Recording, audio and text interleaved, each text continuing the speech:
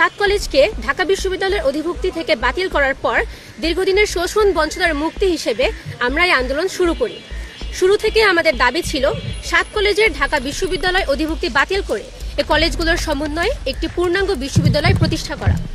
আমাদের দীর্ঘদিনের আন্দোলন থেকে প্রাপ্তি ও সর্বশেষ পরিস্থিতি আপনাদের জানাতে আজকে আমরা একত্রিত হয়েছি।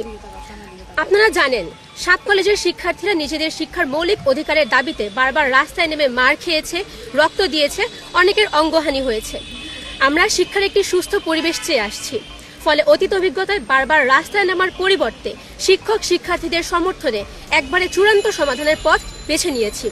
একই সময়ে আমাদের ঢাকা বিশ্ববিদ্যালয়ের বন্ধুরাও সাত কলেজের অধিভুক্তি বাতিলের দাবি তুলে আওয়াজ তুলেছেন। এখানে দুপক্ষের শিক্ষার্থীদের দাবি ছিল একই। আর অধিভুক্তি বাতিলের সাথে সাথে আমরা সাত কলেজের শিক্ষার্থীরাও সরকারকে নতুন বিশ্ববিদ্যালয় প্রতিষ্ঠার দাবির যৌক্তিকতা বোঝাতে সক্ষম হয়েছে। ফলে একদিকে ঢাবি কর্তৃপক্ষ সাত কলেজের অধিভুক্তি বাতিলের সিদ্ধান্ত নিয়েছে, অন্যদিকে সরকারও আমাদের সাত কলেজের সমন্বয়ে নতুন একটি বিশ্ববিদ্যালয় প্রতিষ্ঠার প্রতিশ্রুতি দিয়েছেন।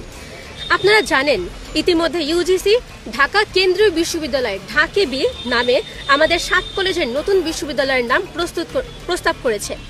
আমরা জেনেছি, নাম ছাড়াও নতুন বিশ্ববিদ্যালয়ের লোগো ও মডেলও প্রস্তুত রয়েছে।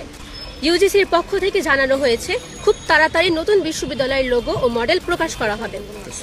সাত কলেজের ঢাবি অধিভুক্তি বাতিলের পর চলতি বছরের 25শে ফেব্রুয়ারি ইউজিসি এ কলেজগুলো পরিচালনায় একটি অন্তর্বর্তী প্রশাসনের প্রস্তাব করে, যে প্রশাসন অধিভুক্তি বাতিল ও নতুন বিশ্ববিদ্যালয়ের কার্যক্রম শুরুর মধ্যবর্তী সময়ে দায়িত্ব পালন করবে।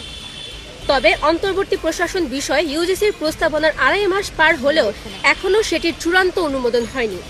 এতদিন আমরা শুনে এসেছি এটি জনপ্রশাসন মন্ত্রণালয়ের অনুমোদনের অপেক্ষায় ঝুলে আছে। প্রিয় সাংবাদিকবৃন্দ, শুরু থেকে আমরা একটি শ্রেণীকে সাত কলেজকে আন্ডার এস্টিমেট করার প্রবণতা লক্ষ্য করেছি। আবার আমাদের সবকিছুতেই যেন ইচ্ছাকৃতভাবে একটা ঢিলেমি দেওয়া হচ্ছে। সাত কলেজের এই সমস্যার সমাধানে গত ডিসেম্বরের শেষের দিকে একটি বিশেষজ্ঞ কমিটির ঘোষণা দেয় সরকার। একই সঙ্গে এই সমস্যার সমাধানে তাদের 4 মাসের সময়সীমা বেঁধে দেওয়া হয়। কিন্তু গত 30 এপ্রিল এই কমিটির সময়সীমা শেষ হলেও এখনও সমস্যার সমাধান হয়নি। আমরা এমন সময়ক্ষেপণের তীব্র নিন্দা জানাচ্ছি।